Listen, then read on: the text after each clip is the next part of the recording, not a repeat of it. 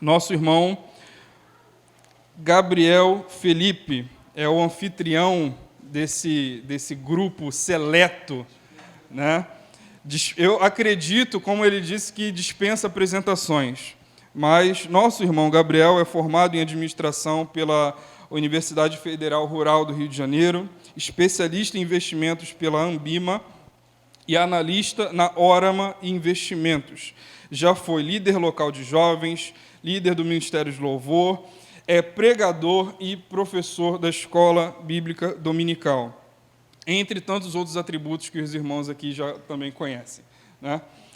Filho da nossa irmã Penha e do irmão Genivaldo e marido da Isabelle. Destaque que ele fez questão de colocar aqui.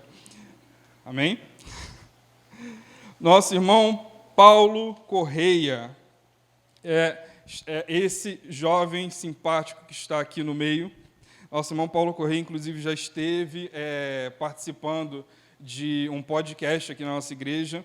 Teremos o link aí disponível quando esse vídeo for publicado. Formado em Química e Teologia pela Unigran Rio. Em Teologia ele está se formando esse ano, né, Paulo? Glória a Deus. Trabalha atualmente como técnico químico na área de controle de qualidade, não é isso?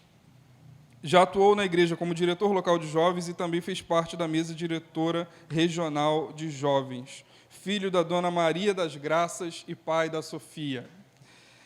Gosta de atividade física e tem paixão pela vida. Isso foi um destaque que ele mesmo colocou. Amém? Leonardo Oliveira, bacharel e licenciado em Ciências Sociais pela UERJ, mestre em Educação e Cultura e Comunicação em Periferias Urbanas pela UERJ, atua como professor de Sociologia do ensino médio desde 2012 nas redes pública e particular. Membro da Igreja Metodista Wesleyana em Piabetá há 10 anos, diretor de jovens da igreja local, já foi diretor de jovens na igreja local, líder do Conselho Missionário por 5 anos, e compôs também a mesa regional de jovens e atualmente é seminarista do Ceforte Mantiqueira. Marido da Maris Bela e gosta sempre que possível de curtir lugares com natureza e viajar. Amém? Isso é só para os irmãos conhecerem um pouco melhor os nossos comentaristas e um pouco da formação, da vida deles. E a partir de agora nós estaremos já fazendo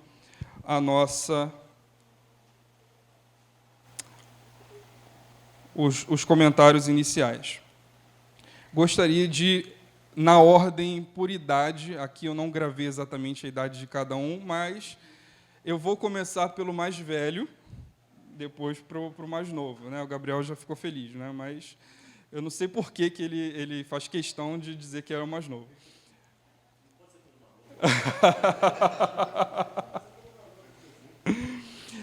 Cada um vai ter até 10 minutos, cada um vai ter aqui 10 minutos para trazer uma palavra inicial sobre o nosso tema, que é Igreja Sempre Reformada. E após esse período, após a palavra inicial de cada um, nós estaremos fazendo a parte com os temas que serão sorteados para os irmãos também estarem comentando. Ok? Então, começando pelo Paulo, certo? Depois o Leonardo e depois o Gabriel, cada um vai estar fazendo. Ele se denunciou que é o mais velho, né? Se atentem para a voz do Paulo, que é a típica daquele pastor da Adventista, Rodrigo Silva. Vocês vão associar. Bom dia a todos, paz do Senhor Jesus Cristo. E não tem nada a ver com a voz do Rodrigo Silva. Todo mundo sabe que a voz do Rodrigo Silva é fina. Mas então,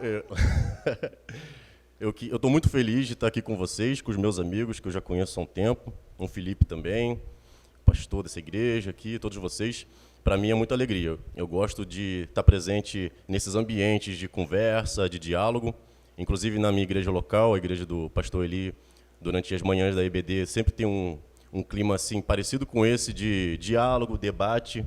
Às vezes o debate esquenta um pouco, isso é muito legal. Eu acho que é muito proveitoso. Então, muito obrigado por me receberem. Para a gente falar um pouco sobre reforma, primeiro, achei muito legal a sua fantasia de uma pessoa que está com muito frio, né? Com esses cobertores todos que você estava ali. Mas não era... Seria bom se viesse de Lutero. Mas, gente, falar de reforma e tentar aplicar isso na realidade nem sempre é tão fácil, porque a gente pensa em reforma protestante sempre dessa figura de um monge colando 95 teses em uma catedral, e ali estão 95 críticas à Igreja Católica, todo o seu sistema estabelecido de alguns aspectos, situações de corrupção, de venda de indulgência, de corrupção política no sentido eclesiástica dentro da Igreja Católica. E a gente pensa nesse contexto de um reformador que promoveu essa reforma, rompeu com a Igreja Católica e pronto, nasceram os protestantes, e é isso, agora é só alegria e está tudo bem. Mas, na verdade, a gente não fala de reforma propriamente, a gente fala de reformas, tanto que antes de Lutero mesmo houveram outros reformadores, né, como John Wycliffe, John Hus, entre outros, e posteriormente a Lutero continuam havendo reformadores, né, como João Calvino, entre outros, e até mesmo a reforma que teve na Inglaterra. Reforma essa que, posterior a ela, né, essa reforma que gera a Igreja Anglicana na Inglaterra, é da onde sai, alguns anos depois, o reverendo John Wesley, que é considerado por muitos, e com razão, o pai do movimento metodista, o pai do metodismo e da religião metodista, da qual hoje nós fazemos parte. Então, nós pensamos em reformas, e não em reforma propriamente dita. E esse ato de reformar, além de tudo, é um ato de um pensamento crítico, de alguém que está observando a realidade, observa a sociedade, observa a igreja que ele está inserido e como essa igreja se comporta no contexto urbano que ele está, na sociedade. John Wesley dizia que não existe algo como um crente solitário, ou um cristianismo solitário, mas sim que um cristianismo é uma religião social. E que transformar essa religião numa religião solitária é destruir ela. O que ele quer dizer com isso? Não só que, enquanto cristãos, enquanto igreja, no próprio sentido da palavra, nós somos uma comunidade reunida, aconchegada, cheio de pessoas, e não só de pessoas isoladas, também somos pessoas que se manifestam na sociedade para exercer algum papel. Até porque somos chamados ali, né, nos evangelhos, de sal e luz. Sal não salga nada se tiver no saleiro, e luz não ilumina nada se tiver somente ali no seu círculo, não é mesmo? E dentro desse sentido que John Wesley ele diz essa frase. Então, nós pensamos em reforma hoje, na minha concepção, na minha visão, expandindo para a nossa atualidade, é uma coisa que a gente vai trabalhar aqui, como algo que a gente faz enquanto religião social. Enquanto cristãos, somos religados a Deus por meio de Jesus Cristo e do seu sacrifício. Jesus Cristo, Jesus de Nazaré, nos religa a Deus e agora, religados a Deus, temos um papel a cumprir na sociedade e não podemos estar alheios a situações, injustiças sociais, injustiças políticas e toda aquela situação que a gente já está acostumado a ver nos nossos contextos urbanos. Então, é dentro dessa visão que a gente queria trabalhar. Leonardo.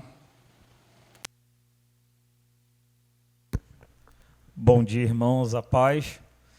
Eu quero dizer que é um motivo de muita alegria estar aqui com os irmãos nessa manhã e tomando a nossa temática, a questão da reforma, parece que foi ontem, né? Mas se passaram 5 séculos.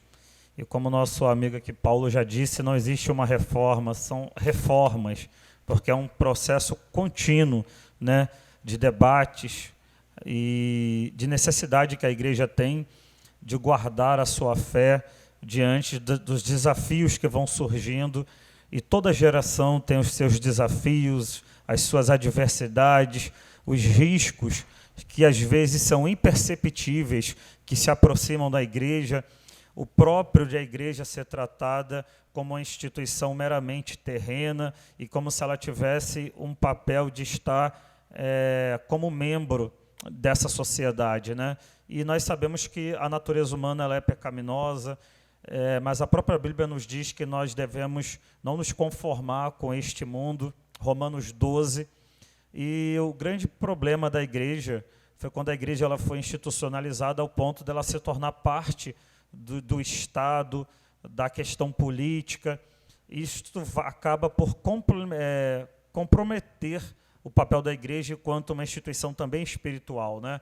A igreja ela não é parte desse mundo, embora ela esteja nesse mundo, embora o evangelho seja também social, a sua essência é o reino, é espiritual. e nós temos que ter cuidado de tempos em tempos, e talvez seja um equívoco acharmos que somente lá no século XVI havia necessidade de se reformar e se fazer um esforço para guardar a nossa regra de fé, os nossos princípios do cristianismo.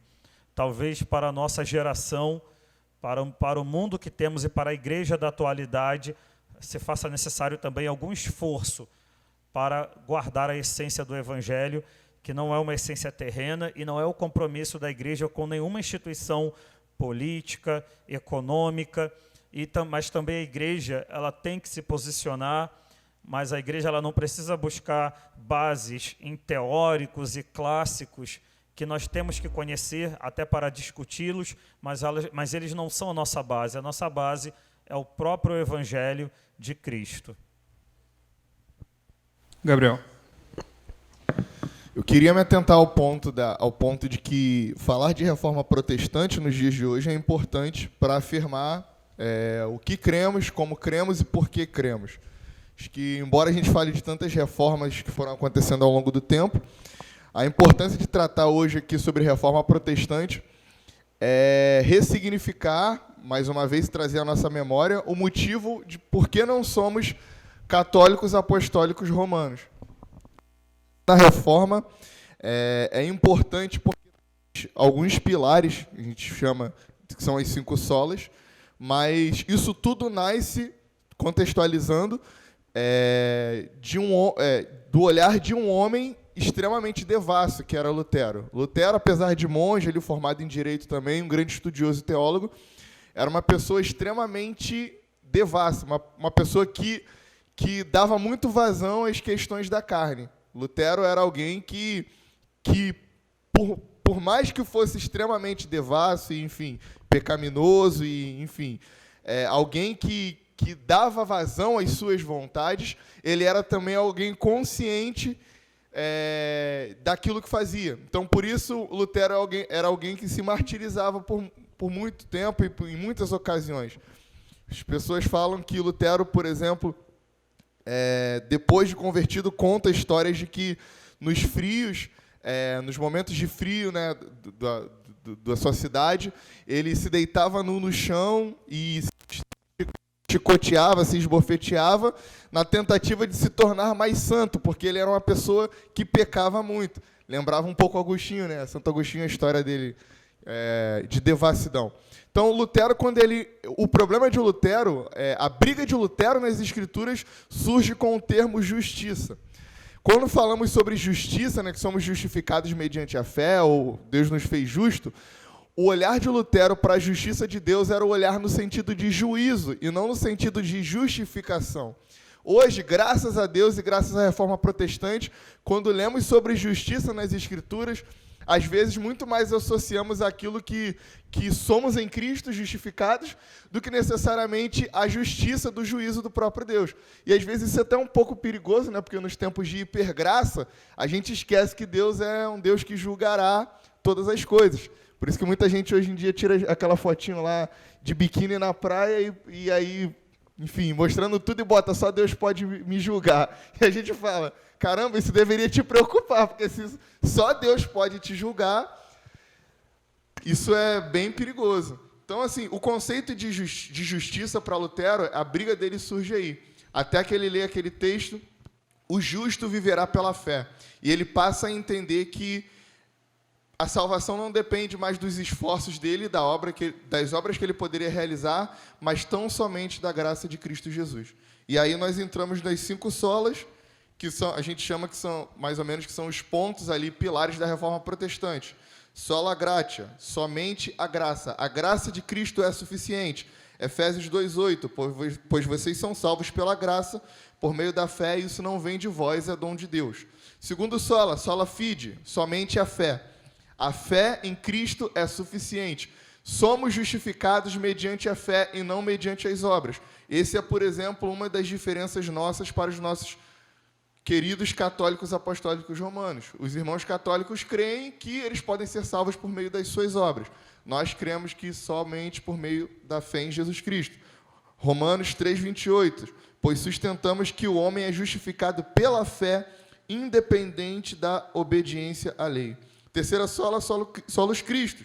Cristo é suficiente, e mais do que suficiente, ele é a centralidade do Evangelho. Cristo é a mensagem qual pregamos, é o Senhor sobre o qual adoramos, e é aquele por quem devemos honra, glória e louvor.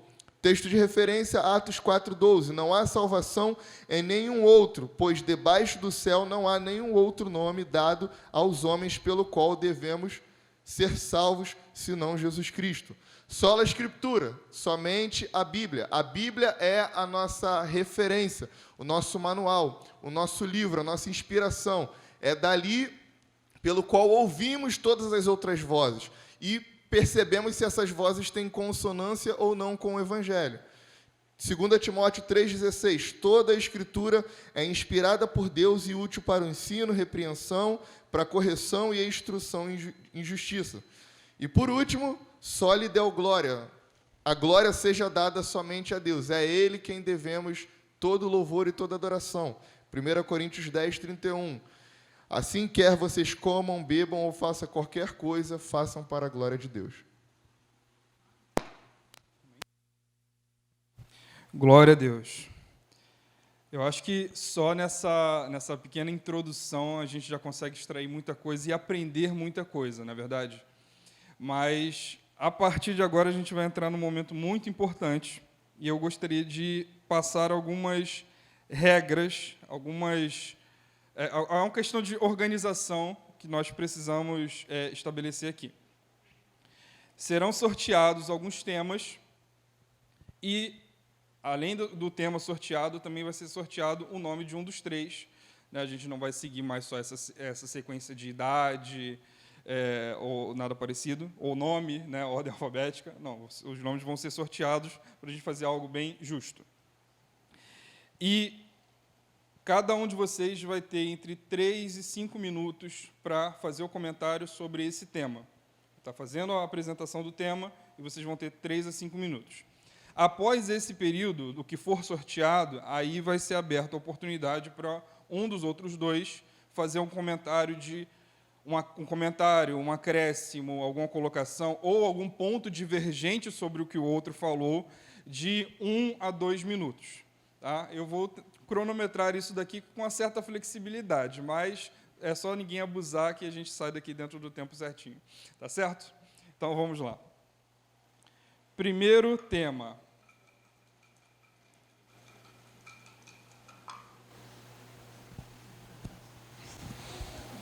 Tem alguém ansioso aí?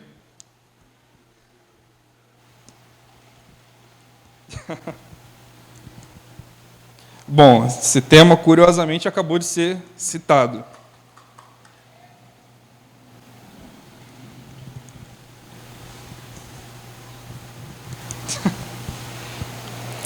E olha como Deus é bom. Você vai ter um pouquinho mais de tempo para falar sobre ele, Gabriel. As 5 solas hoje, elas são respeitadas ou seguidas. Em 1618, aproximadamente 100 anos após o início da Reforma Protestante, um teólogo, eu não tenho certeza agora se holandês realmente ou alemão, mas acredito que ele era holandês, ele cunhou esta frase que usamos como base para esse tema. Mas, mais ou menos nessa época também, essa lista de direcionamento, vamos dizer assim, que são as solas, né? Somente a graça, somente a fé, somente a Escritura, somente a Cristo, só a Deus glória. Essa lista, ela também só foi concluída dentro desse período, muito depois do início da Reforma Protestante. E essa lista ela foi criada a partir de algo que Lutero também iniciou, quando ele fala que é somente a graça, somente a Escritura, somente a fé. Essa lista ela foi concluída depois para dar um direcionamento do que seguir, porque o povo seguia tinha muitos direcionamentos, tinha sacramentos, tinha obrigações, coisas que precisavam fazer para eles se achegarem a Deus. E a partir da reforma se tem a ideia de que agora, para você se santificar, para você se achegar a Deus, para ser salvo, você só precisa somente dessas 5 coisas.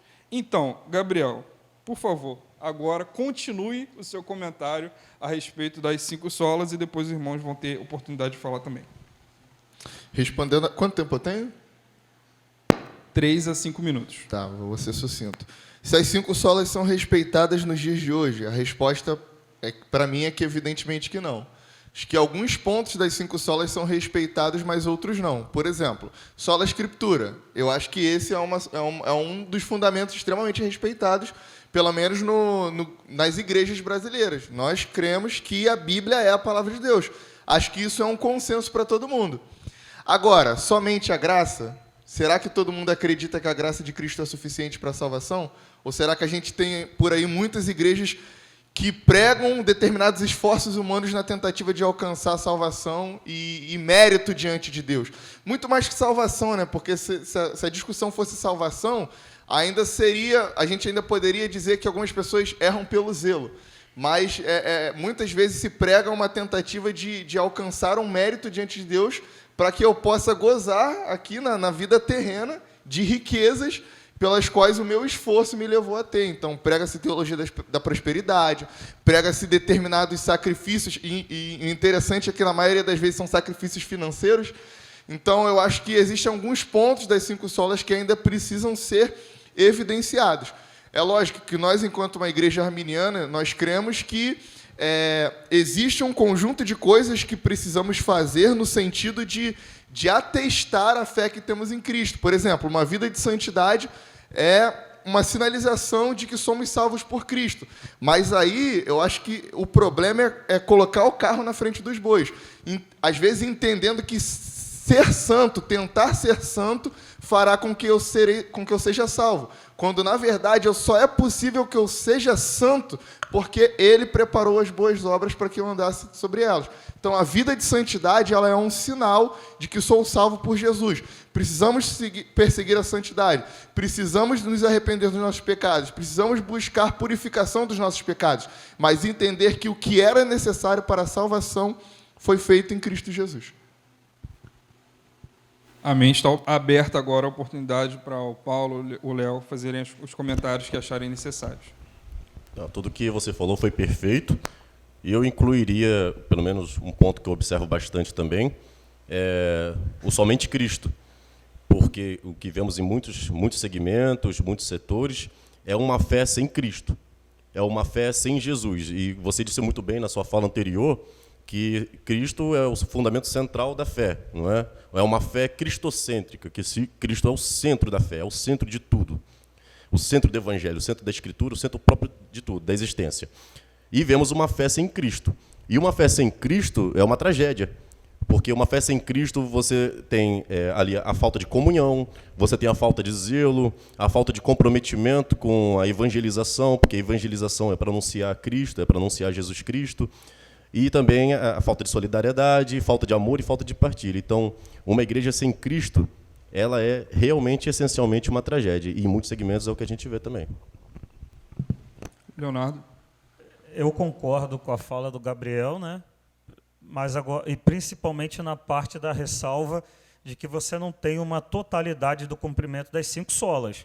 Até porque o protestantismo tem algo que difere da Igreja Católica, que é a questão da administração. Nós não temos uma centralização teológica e do ponto de vista administrativo. E no Brasil, principalmente, nós temos aí de 3 a 4 segmentos que envolvem uma série de instituições que se autodeclaram igrejas evangélicas. E a religiosidade para o povo brasileiro é tão importante, faz com que o nosso cenário seja muito né? Muito fragmentado, muito extenso. E aí realmente fica complicado você aplicar o uso das 5 solas na igreja evangélica ou nos evangélicos brasileiros de uma maneira totalitária, né? Você tem muitas especificidades e muitos grupos que têm suas próprias características. Amém. Mais alguém quer fazer algum comentário? 1 minuto, se achar necessário. Gabriel, Paulo? Não? Eu queria só ressaltar o ponto que o Paulo falou é importante, de somente Cristo e Cristo é suficiente, porque eu acho que uma coisa que pesa muito na América Latina, não só no Brasil, Eu percebo que isso é uma característica assim do povo sul-americano. A gente precisa de uma figura carismática, seja política, seja evangélica, seja... Enfim, a gente precisa de uma figura para admirar. E muitas vezes, muitas igrejas têm a cara dos seus líderes. Muitos movimentos evangélicos têm a cara dos seus precursores, e não a cara de Cristo. Então, acho que reafirmar o que o Paulo falou, assim, de que precisamos entender que Cristo é suficiente. E mais do que suficiente, ele é unicamente suficiente. Ah, mas essa igreja, se o fulano de tal sair da igreja tal, a gente é de uma igreja que tem um sistema itinerante de pastores. Ah, mas se o pastor fulano de tal sair da igreja tal, aquela igreja vai acabar. Não, Cristo é o Senhor da igreja e Cristo é suficiente. E falta isso em nós, porque muitas vezes, até pelo amor, pelo testemunho de vida uns dos outros, a gente se apega muito a figuras, mas Cristo é suficiente. Cristo é suficiente. Amém. Mais algum comentário? 1 minuto. Vai ser o último. Eu concordo com essa fala do Gabriel, e essa questão de nós, latino-americanos, e aí, já que nós estamos tratando da reforma, nós temos um passado colonial de predominância romana, católico-romana, e aí tem um conceito de um camarada, de um sociólogo alemão chamado Max Weber, que é o conceito de patrimonialismo e que o historiador Sérgio Buarque de Holanda traz para o Brasil em 1936. Nós, latino-americanos, nós somos patrimonialistas, nós não entendemos o que é público e o que é privado. E aí vem aquela expressão, o homem cordial. Nós temos a tendência a aplicarmos no meio público os nossos interesses privados. E muitas igrejas acabam tendo marcas pessoais e também cultos personalistas, porque nós somos assim. E aí, às vezes, a igreja acaba sendo uma amostra do que já acontece no meio político, porque é uma característica cultural do latino-americano. O personalismo, o patrimonialismo, a família como base para tudo. E aí nós não entendemos muitas vezes que a igreja não é a extensão do nosso lar, o Estado não é a extensão do nosso lar, e a própria Bíblia fala que o homem é imagem e semelhança de Deus. Nós temos uma capacidade cognitiva, nós sabemos fazer o que é certo e o que é apropriado dentro do seu contexto. Amém. Só dentro dessa primeira parte eu já senti alguns comentários polêmicos, eu não sei se os irmãos conseguiram captar todos eles, mas quem tiver perguntas, comece a preparar desde já. No final dessa segunda parte que nós estamos tendo aqui, vamos abrir para perguntas e respostas. Então, os irmãos, não fiquem acanhados, por favor. Estarei sorteando mais uma pergunta. Mais um tema. Tem alguém ansioso aí?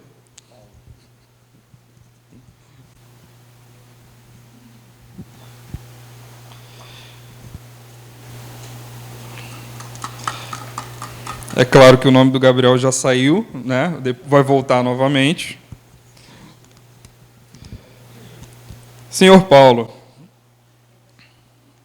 igreja como fator de transformação política. Lá em 1 Timóteo, capítulo 2, versículo 2. Orem em favor dos reis e de todos os que exercem autoridade, para que vivamos vida mansa e tranquila, com toda a piedade e respeito. Versículo 3. Isto é bom e aceitável diante de Deus, nosso Salvador. Verso 4. Que deseja que todos sejam salvos e cheguem ao pleno conhecimento da verdade. Nós sabemos o quanto que a questão política, a questão de Estado, de governo, ela é importante para os nossos dia a dia, e o quanto que nós temos conflitos religiosos por conta disso, por conta da interferência da política na igreja, da igreja na política. Só que a questão nossa aqui é o seguinte: a partir da Reforma Protestante, mudanças substanciais, mudanças importantes aconteceram na política, mudanças importantes aconteceram na história através da Reforma Protestante. E influências positivas foram disseminadas, só que também problemas aconteceram, como é o caso do próprio Calvino, quando estava praticamente governando Genebra, ali com mão de ferro na época da Reforma Protestante, ainda no começo da Reforma Protestante. E nós vemos os reformadores influenciando políticos, influenciando reis, influenciando príncipes, influenciando governantes nas mais diversas áreas. Só que nem sempre isso aconteceu de forma positiva, de forma produtiva, de forma que alterasse positivamente os rumos daquelas nações. Em alguns casos, sim, nós vemos países crescendo, se desenvolvendo, mas a pergunta fica: como a igreja pode ser um fator de transformação política hoje? Como que a igreja, que continua sendo reformada, a igreja sempre reformada, pode ser um fator de transformação política positiva para os nossos dias?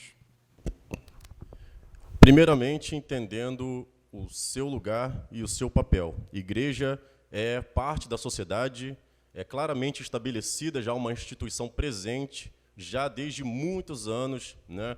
Mesmo após a Reforma Protestante e aquela quebra de vínculo com o Estado, né? Nós sabemos que a igreja hoje não é vinculada com o Estado, embora muitos pretendam vincular a igreja ao Estado, a projetos de poder político, a projetos de poder que visam perpetuar-se no poder, personalidades políticas que visam seus próprios interesses. Sempre, vocês já conhecem essa história, desde muitos anos, discursos e mais discursos populistas, desde depois do regime militar, vem tentando fazer uso da fé cristã, da religião, para se promover uma manutenção do seu poder e se perpetuarem no poder. Pessoas que estão alheias à fé cristã, que não conhecem o Evangelho de Jesus Cristo, que às vezes são até ateus, mas, curiosamente, no período de eleição, se tornam crentes fervorosos, citam versículos, conhecem passagens, vão em igrejas, participam da Eucaristia, tomam ceia, se batizam 5, 10, 15 vezes. A cada evento que tem, se tornam cristãos. Em cada 15 eventos se convertem. Uma conversão da mesma pessoa a cada 15 eventos que tem. Então, isso não é de hoje, isso é antigo, isso é um problema do Brasil, porque os evangélicos, os cristãos, sejam católicos, sejam protestantes, é uma massa numerosa no Brasil. Temos no país muitos e muitos cristãos, sejam de qualquer vertente religiosa que for, batistas, presbiterianos, assembleianos, essas outras igrejas que vêm surgindo nesse contexto mais moderno, as igrejas emergentes, sejam igrejas inclusivas, igrejas de outras ideologias, igreja católica. Temos um país plural no sentido religioso também, é uma pluralidade religiosa. E os políticos visam fazer uso desse discurso para poder fazer uma manipulação religiosa e se perpetuar no poder. E aí, paralelo ao que o Léo falou, sempre há ali uma figura de personalismo. Nós não temos um papa enquanto protestantes, mas muitas figuras pretendem se colocar como porta-voz da igreja e fazem alianças políticas em nome de uma igreja que não é sua, que é a nossa. A igreja, ela é de Jesus Cristo e do seu corpo, que somos nós. Nós, irmãos, que estamos aqui todo domingo, durante a semana, na caminhada, na luta diária, nós somos a igreja de Jesus Cristo. E essas pessoas que visam fazer manipulação do discurso religioso para seus próprios fins, não têm parte com o Evangelho de Cristo Jesus. Posto isso, o que nós precisamos entender o nosso centro é Jesus Cristo, como nós falamos, e não vocês. Nós somos cristãos. Se você crê em Jesus Cristo, você tem o Espírito Santo. Se você crê no Senhor Jesus Cristo, você tem o Espírito Santo.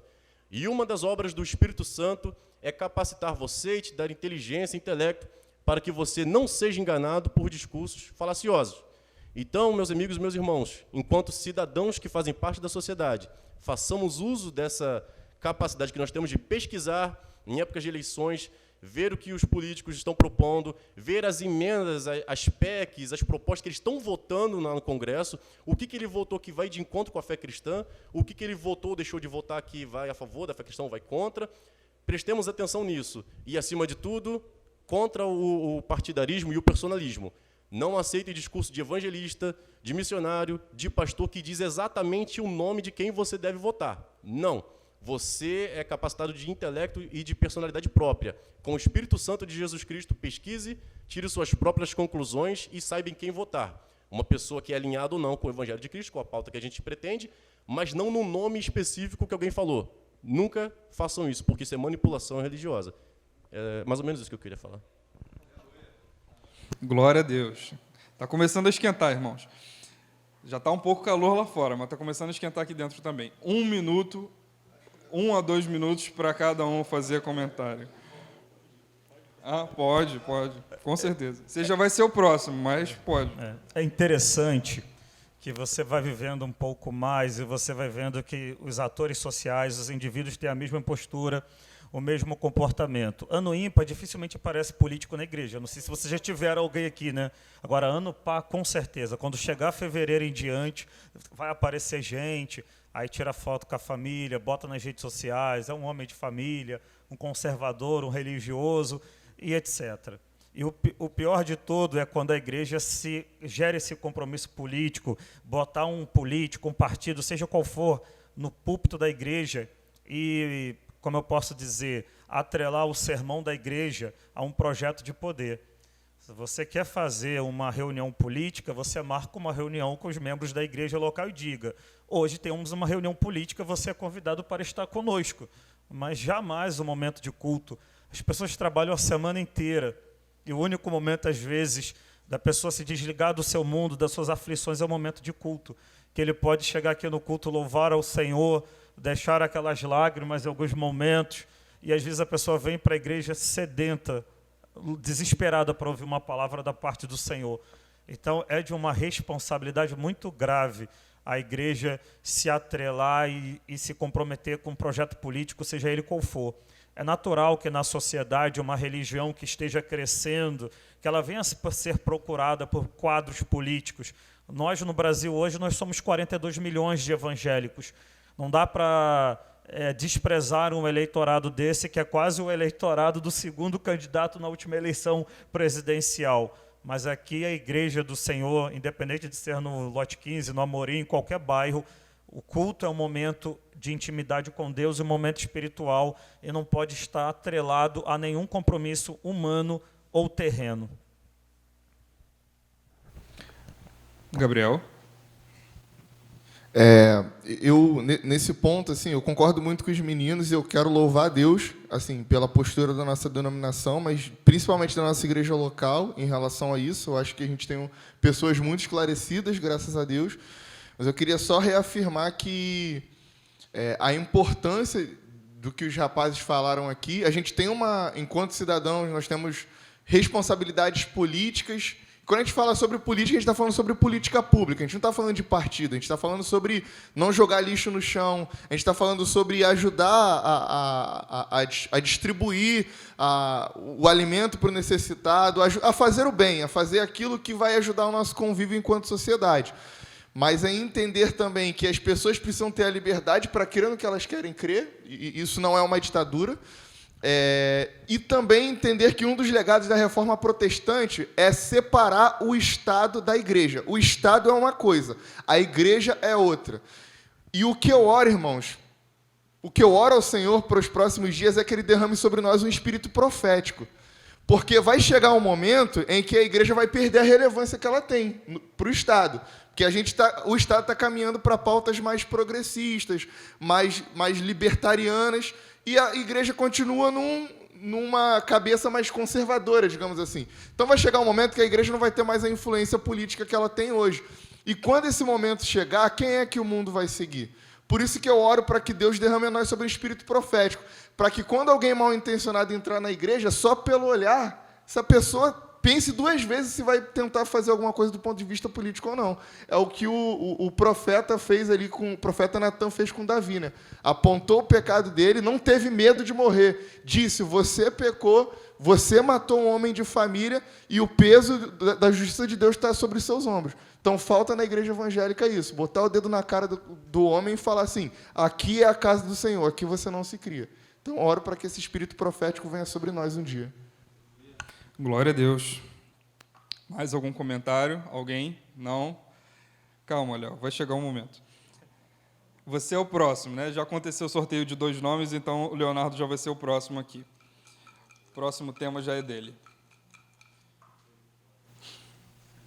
Já vou até devolver seu nome, porque daqui a pouco pode ser sorteado de novo. Vamos lá.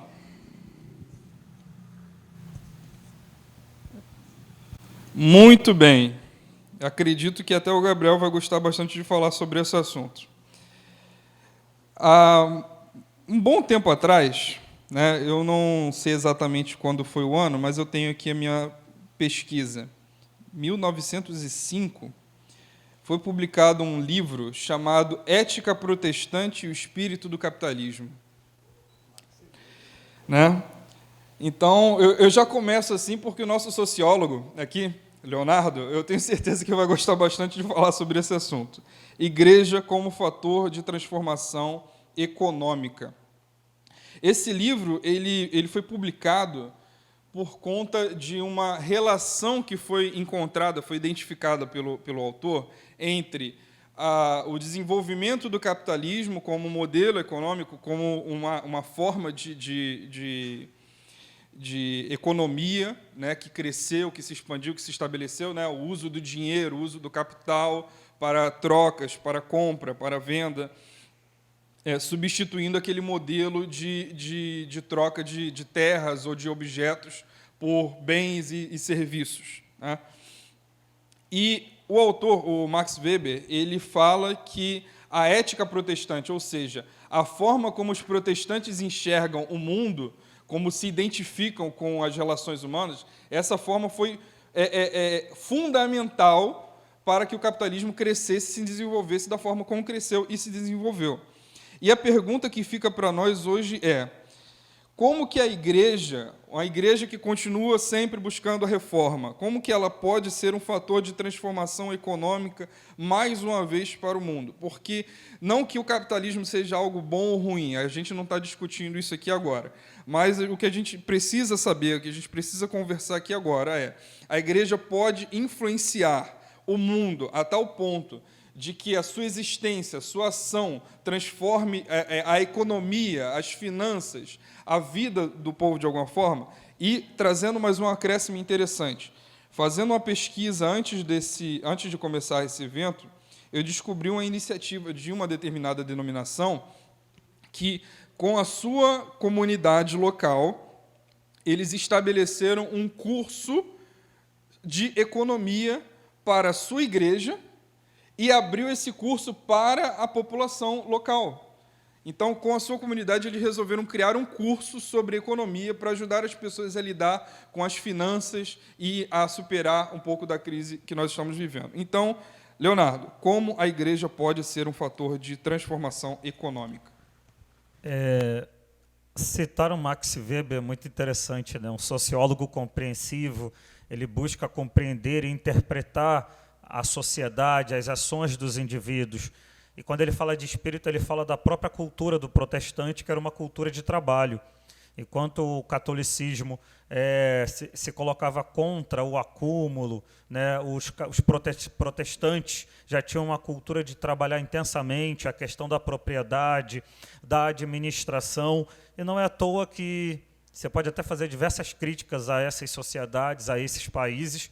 Nos últimos 400 anos, aproximadamente, a hegemonia econômica mundial é uma hegemonia de sociedades protestantes. Primeiro a Inglaterra, a partir do século XVIII, e no século XX você tem os Estados Unidos, uma ex-colônia inglesa, tomando a hegemonia do planeta. Né? Então, o trabalho para nós protestantes é importante. Primeiro porque é um princípio bíblico, comer do suor do seu rosto. Então, também não dá para ser protestante, né, ser evangélico e não gostar de trabalhar, ser ocioso, faz parte da nossa cultura e do nosso princípio de fé, produzir alguma coisa e se sustentar a partir dessa produção. E aí, quando eu trago isso para uma sociedade como a sociedade brasileira, né, o Brasil é um país ainda em desenvolvimento, é um país ainda que tem muito que avançar. E aí, quando eu pego a distribuição religiosa da população brasileira, eu vou lá na Barra da Tijuca, um bairro de classe média alta, os evangélicos não passam de 1%. Quando eu chego na zona norte do Rio de Janeiro, com a classe média, os evangélicos estão aí na casa dos 17%, sendo sua maioria os históricos de missões, batistas, presbiterianos. E quando chega na zona oeste, na Baixada Fluminense, em São Gonçalo, do outro lado da Bahia, a distribuição fica bem vermelha, né? Porque é hegemônico na periferia urbana, na Zona Oeste, a classe média baixa ou os trabalhadores, em sua grande maioria, serem evangélicos. Então, municípios como Duque de Caxias e Belford Roxo tem quase 500 mil habitantes e Caxias tem quase 1 milhão, São Gonçalo tem 1.100.000 moradores, os evangélicos quase que empatam com os católicos ou superam. Uma cidade como Caxias ou Belford Roxo, os evangélicos estão aí de 35% a 40%. Então, é muito interessante o crescimento da igreja atrelado à classe social. E vivemos um país que tem uma série de problemas econômicos, existe toda uma ideologia consumista na nossa sociedade, você é o que consome, você tem que trocar de celular todo ano, porque então você não tem status diante da população. E provavelmente a igreja pode contribuir primeiro. Eu gosto muito de uma passagem lá de Deuteronômio, quando o profeta estabelece que a terra vai descansar tanto tempo e produzir tanto tempo. Então, muito antes de você fazer uma Eco 92 ou uma convenção do clima na Escócia, como aconteceu essa semana, 20 séculos atrás, lá em Israel, Deus também já estava direcionando a sociedade para uma questão que é econômica, que é sustentável, que é entender que nós temos que trabalhar e vivermos do suor do nosso rosto, mas que a terra e as nossas finanças não são fontes inesgotáveis de recurso. E que temos que ter sabedoria, temos que ter inteligência econômica. E quando Weber fala do espírito do capitalismo, ele está dizendo que o capitalismo é um sistema econômico que pauta pela racionalidade. Então você não pode brincar de administrar, né? Você acorda de manhã, o dólar está R$5. Você vai dormir no final do dia, o dólar está 5,63. E aí você esquece que tem uma série de coisas na sua vida que é pautado em importação. Você esquece, por exemplo, que na hora de mandar oferta para o missionário no campo, que ele está vivendo em uma sociedade que tem uma moeda estrangeira que vale mais que a sua, e que talvez os 200, 300 reais que você mande de oferta hoje para aquele missionário não tem o mesmo valor do mês passado. A igreja evangélica, ela também tem que ser racional, porque Deus deu essa capacidade para que nós fôssemos racionais e tivéssemos capacidade administrativa. Ser evangélico não quer dizer que eu tenho que ser irracional, que eu tenho que ser imprudente e incapaz na minha administração, né? E as sociedades protestantes na América do Norte, você pode botar os Estados Unidos, o Canadá, ou mesmo lá no Pacífico, Austrália, Nova Zelândia, que foi o modelo de país no meio da pandemia. A Nova Zelândia foi um modelo de administração pública e é uma sociedade protestante. A igreja tem muito o que contribuir, mas, infelizmente, e também porque nós não temos uma unidade administrativa, né? Você vê aquelas... É muito fácil você chegar em Belford Roxo, em Caxias, fazer culto da prosperidade, falar que, como o Gabriel disse na primeira rodada, que se a pessoa fizer um sacrifício financeiro, ela vai ter muito dinheiro, ela vai prosperar. Para um povo como o povo brasileiro, tão sacrificado, tão sofredor, você oferecer um evangelho que vai trazer soluções terrenas para problemas terrenos, é muito simples e às vezes chega a ser um pouco covarde com quem vai receber aquela teologia que lamentavelmente ousa dizer que é um estelionato, porque oferece aquilo que vende aquilo que não pode entregar. 1 a 2 minutos para comentários extras. Gabriel, Paulo, fiquem à vontade. Não precisa nem de acréscimo, não precisa de comentar absolutamente nada. Mas falar de finanças, eu estava lembrando aqui do exemplo doloroso de John Wesley. Né? Doloroso, porque não sei se vocês sabem, com certeza você sabe, ele era muito rico, ou ficou muito rico, ou esteve muito rico. John Wesley vendia muitos livros e as pessoas compravam muitos livros dele. Livros de medicina, livros de filosofia natural, 5 volumes. E ele morreu sem um centavo. Ele doava tudo. E ele ganhava muito dinheiro. Estima-se algumas estimativas de que ele chegou a ter, né, nesse período todo, ele poderia ter tido mais de 2 milhões, né, naquela época, claro, convertendo para aquela época, que seria muito naquela época. E ele tem uma frase que diz assim: ganhe o máximo que puder, poupe o máximo que puder, doe o máximo que puder. No final da vida, ele não tinha nada, que ele doou tudo. Muito interessante, irmão, muito interessante. Todos esses comentários. Eu fico me coçando aqui para não fazer nenhum comentário, né? Eu vou continuar cumprindo só meu papel de perguntador. Bom, o nome do Léo está aqui ainda fora, só para poder a gente continuar nesse ciclo. Vou sortear um dos dois agora para a próxima pergunta.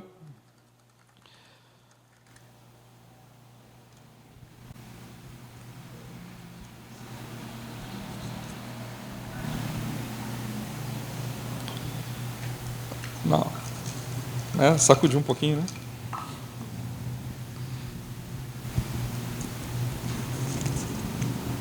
Muito bom. Gabriel, essa vai ser para você. No Evangelho de João, capítulo 2, e também esse mesmo texto também está em Mateus, capítulo 21, Marcos, capítulo 11, Lucas, capítulo 19. Jesus chega em Jerusalém, chega ali no templo, e encontra os que vendiam bois, ovelhas e pombas, versículo 14, João 2, 14. E também os cambistas assentados. Tendo feito um chicote com cordas, expulsou todos do templo com as ovelhas e os bois, derramou o dinheiro dos cambistas pelo chão, virou as mesas e disse aos que vendiam as pombas: tirem estas coisas daqui, não façam da casa de meu pai uma casa de negócio. Mercantilização da fé. Esse é o tema para você, Gabriel. Tomando aí como base esse texto, refletindo um pouco sobre esse texto e sobre muito do que a gente vê desde essa época que o Léo citou aqui na fala dele. A gente sabe que momentos de crise financeira, de crise econômica, são momentos em que a igreja muitas vezes cresce. Mas, infelizmente, por conta da crise econômica, por conta das dificuldades, a igreja cresce, às vezes, muitas igrejas crescem, vendendo algum tipo de discurso de ganho ou de prosperidade fácil. E agora, como lidar com essa questão da mercantilização da fé? Como ser uma igreja sempre reformada e ultrapassar essa barreira, derrubar esse gigante que é a mercantilização da fé? Eu acho que a maneira como a gente precisa lidar com isso é fazendo o que Paulo ensina a Timóteo a fazer na carta de 1ª e 2ª Timóteo. Existem alguns pilares que o Paulo fala. O primeiro deles é: pregue o evangelho. A segunda coisa que Paulo fala para Timóteo é: ganhe as pessoas. E o terceiro ponto que Paulo fala para Timóteo é: denuncie os falsos profetas e os falsos ensinos. A gente tem a mania de denunciar falsos ensinamentos, falsos mestres, sem ganhar as pessoas no testemunho e sem pregar o evangelho. Se eu denuncio um problema, mas não apresento o evangelho, eu não estou sendo completo no que eu estou fazendo. Se eu prego o evangelho, denuncio as pessoas, mas não mostro uma vida de testemunho que vive esse evangelho que eu estou pregando, eu estou sendo incompleto. Então, acho que esses três pilares básicos assim, do que Paulo fala, dentro de 1ª e 2ª carta de Timóteo, a base do que Paulo fala é exatamente isso, nessa ordem. Pregue o evangelho, ganhe as pessoas e denuncie os falsos ensinos. Eu acho que um ponto dentro disso, né, falando de denúncia, me lembra muito a reflexão que o teólogo português Tiago Cavaco ele faz. Tem um texto dele chamado assim, aos irmãos em Cristo da Igreja Universal. E ele fala sobre essa crítica que muitas vezes a gente tem de denunciar igrejas e instituições, não chamando-as de igreja, não chamando as pessoas que estão ali de irmãos em Cristo. E Paulo chama a igreja de Corinto de igreja, de irmãos. Embora muitas igrejas, e aí eu acabei de citar uma, e aí que bota na minha conta, sou eu que estou falando, tenham uma mercantilização da fé, ali dentro existem irmãos e irmãs dedicados, sinceros e fiéis à obra de Cristo. Existem homens e mulheres ali comprometidos com o Evangelho de Jesus, embora as suas limitações cognitivas, a sua inteligência limitada, a sua humildade, o seu berço ali educacional, não tornou possível com que elas fossem mais críticas no sentido de escolher uma igreja. Então, existe muita gente humilde, muita gente sincera, que está sendo enganada dentro desses locais. E, embora a gente precise denunciar o mau caratismo das lideranças evangélicas, a gente precisa saber que existem irmãos e irmãs em Cristo ali dentro. E quando a gente, às vezes, pesa a mão em denunciar, como a gente trata as pessoas desses segmentos, a gente fecha as portas do evangelho para essas pessoas, porque a gente coloca todo mundo dentro de uma única cesta. Eu trabalhei em banco e eu lembro de uma senhora que ia todo mês lá, ela tirava R$300 da sua aposentadoria, e chegou em determinado mês que o dinheiro do seu benefício era R$135. R$135. Falei, cara, como que uma mulher vive com R$135? Sem filhos, acho que 2 filhos delas tinham morrido, ela não tinha ninguém, e ela sempre ficava tentando pegar empréstimo consignado.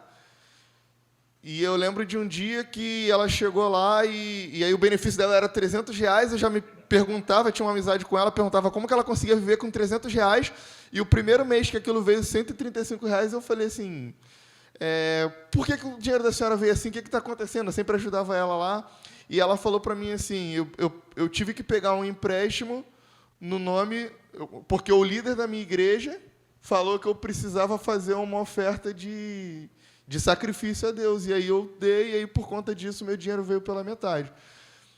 E aí, a partir daquele momento, me subiu uma ira, e não só minha, mas dos meus companheiros de trabalho, a gente queria descobrir qual era a igreja, eu não vou falar aqui a denominação, mas eu já citei no começo, e para denunciar aquele homem. E aí, muitas vezes, a gente coloca tudo dentro do mesmo bolo, só que a gente não pode se esquecer que dentro dessas igrejas existem servos e servas fiéis de Jesus. A nossa denúncia tem que ser para os apóstatas, que estão lá dentro, falam em nome do Senhor, não servem ao Senhor, não temem ao Senhor, mas naquele grande dia Deus os julgará. Está aberta a oportunidade para mais comentários. Leonardo, Paulo. Olha, eu acredito que algumas características da sociedade brasileira hoje, em muito se parecem com a Inglaterra do tempo de Wesley. Em qual aspecto? Século XVIII, a Inglaterra começa a Revolução Industrial. E um dos motivos de se criar a escola bíblica dominical é justamente as consequências da Revolução Industrial, a exploração de adolescentes que ficavam ociosos e não tinham o que fazer. Então, a escola bíblica dominical ela começa com uma finalidade espiritual e também social, que é tirada das ruas um bando de adolescentes que não tinham o que fazer. E a sociedade brasileira, a gente pensar em Inglaterra, realizou uma revolução industrial há 400 anos, o Brasil realizou há 70 anos somente. A geração dos meus avós, dos nossos avós, era uma geração que veio do campo, uma geração rural. Dificilmente aqui alguém não tem um avô, uma avó que tem um pé no Nordeste, em Minas Gerais. O Brasil, nos anos 40 e 50, ele começa a se industrializar. Então, nós temos o chamado êxodo rural, que é o deslocamento de uma população do campo para as grandes cidades, que foi também o que aconteceu na Europa, e parte do excedente da Europa foi colocado em navio e despachado para o Brasil, para os Estados Unidos, e só na mídia que tem aquele núcleo de novela italiana romântico, que as pessoas estavam perdidamente apaixonadas, elas saíram da Itália, da Alemanha, vieram viver no Brasil no século XIX com amor. Não, era necessidade. Da mesma forma que muitos dos nossos avós pegaram lá o chamado pau de arara, que eram aqueles caminhões no interior do Nordeste, e vieram para o Sudeste para trabalhar em busca de uma vida melhor. O Brasil é esse país que muito se parece com a Inglaterra de 300 anos atrás. E aí o censo demográfico de 2010 estabeleceu que aqui, na época, 191 milhões de brasileiros, apenas 29 milhões estavam no campo. Então, o que acontece? Se eu botar lá no Google, densidade demográfica, é a quantidade de pessoas por quilômetro quadrado, vocês verão que no Brasil, na região norte, tem menos de 1 habitante por quilômetro quadrado. Aí, quando eu chego aqui em São João de Meriti, que tem quase 500 mil habitantes, eu tenho quase 14 mil pessoas por quilômetro quadrado. É a maior densidade da América Latina. Nenhum lugar desse continente tem tanta gente como São João. Quem pega aqui o Vale do Ipepavuna durante a semana deve ter o prazer daquele ônibus vazio, confortável. Eu já trabalhei em Vilar dos Teles, eu sei o que é isso. Aí você imagine, hoje a população brasileira, com toda a crise que o Brasil tem, as grandes cidades têm 85% da população. Eu estou falando de um país que tem 212 milhões de pessoas. Não tem condições de vida para todo mundo. O nosso governo não está aqui, não tem capacidade de suprir todos os brasileiros. Talvez se quisesse, mas também não é a pauta. E aí eu tenho uma igreja que aparecem homens que estão dispostos a oferecer para essa pessoa que tem baixo capital cultural, que é o acesso à informação, à escolarização. Eu trabalho no Centro de Estudos de Jovens e Adultos, ou seja, o Estado do Rio tem 62 unidades. A de Piabetá, que é que eu trabalho, fica aí entre as 15 que mais movimentam alunos por mês. E vocês não têm noção da quantidade de gente evangélica que chega lá. Aquelas meninas que às vezes foram obrigadas a casar muito cedo, porque a família achava que para ela se iniciar e ter a vida amorosa, ela tinha que correr e casar. Só esqueceram de dar a esse jovem condições de entrar no mercado de trabalho, de se qualificar, de ter uma família. Ele não é viver só de amor, né? As contas chegam todos os meses, todo mês. E aí como é que essa igreja faz? Oferece soluções mágicas. Até os anos 80, as religiões de matrizes africanas eram muito fortes aqui na Baixada. E aí tem esse crescimento da igreja evangélica neopentecostal entre o catolicismo popular do nordestino, que vem do Nordeste, e essas religiões de matrizes africanas com todo o misticismo. E tem muita gente que está na igreja evangélica hoje, e aí eu falo isso com muita dor no coração, ele acredita cegamente que ele é evangélico. E se você crivar biblicamente, aquilo ali não é igreja evangélica. Tem gente que está lá com todo o coração do mundo, com todo o amor do mundo, porém, biblicamente, aquilo não é correspondido. Até os anos 90, você se convertia ao evangelho e se tornava um militante da fé evangélica. Todo mundo aqui que tem menos de 20 anos provavelmente nasceu na família evangélica. Então a igreja evangélica brasileira mudou muito. Quando ele se convertia, ele militava a fé. Hoje ele nasce na igreja e ele reproduz uma cultura de uma instituição. Tenho certeza que o Leonardo estava guardando todo esse gás aqui, esse tempo todo, para poder falar. Eu acho que se deixasse mais 3 minutos, ele falava 5. Mas, Paulo, quer fazer algum comentário? Não? Amém.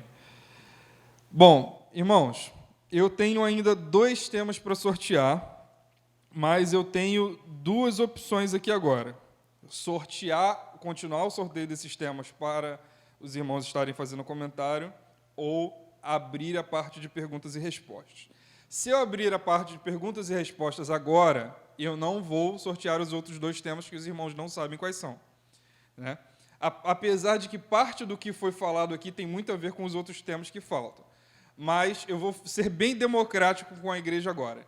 Quem gostaria de conhecer esses 2 temas, por favor, levante a mão. Quem preferir partir para perguntas e respostas logo agora,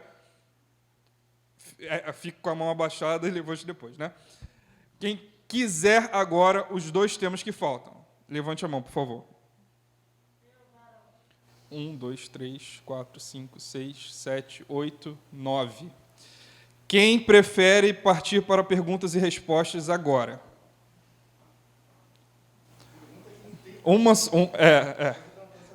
Não, eu acho que tem, mas eu acho que estão empolgados com os temas, né?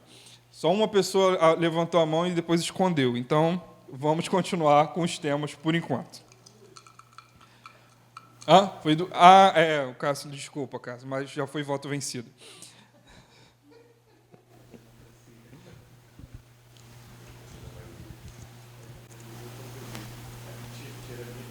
Muito bem. Esse tema aqui já foi falado, já foi um pouco discutido, mas eu fiz questão de colocar esse tema aqui à parte porque existe um motivo, porque existe uma diferença de abordagem. Nós falamos aqui já sobre igreja como fator de transformação econômica, igreja como fator de transformação política. Tanto a transformação econômica quanto a formação e transformação política tem muito a ver com relação igreja-estado, relação igreja-política. Vamos ver quem vai comentar esse tema agora.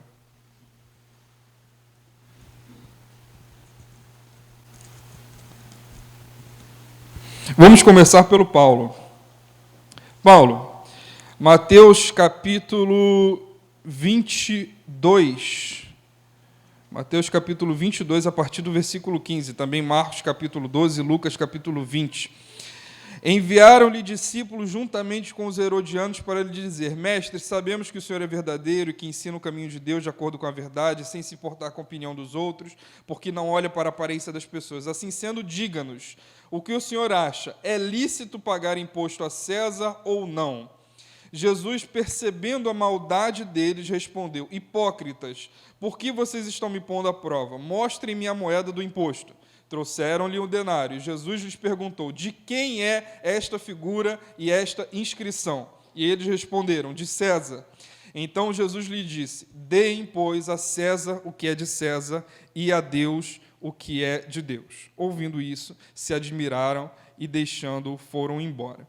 Quando a gente olha para esse texto, dá uma impressão, talvez seja uma falsa impressão, de que Jesus está mantendo exatamente essa separação entre Estado e Igreja que foi promovida pela Reforma Protestante. A gente está trazendo isso à tona.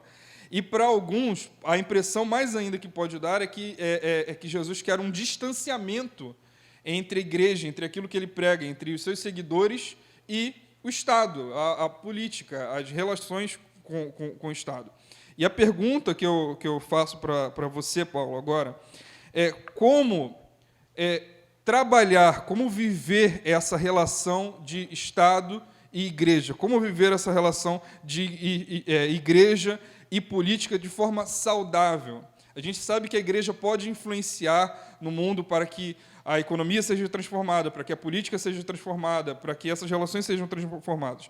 Mas como viver essa relação sem se render ao assistencialismo, à dependência, a que o Estado mande na Igreja e diga para a Igreja o que ela tem que fazer, ou a Igreja use o seu poder econômico, ou o seu poder de membros, para simplesmente angariar benefícios próprios. Como viver essa relação de Igreja, Estado, Igreja e política? 5 minutos. Perfeito. Muito curioso nesse versículo é que o próprio, aquele que pergunta a Jesus, já pressupõe que Jesus não está nem um pouco preocupado com a opinião das pessoas.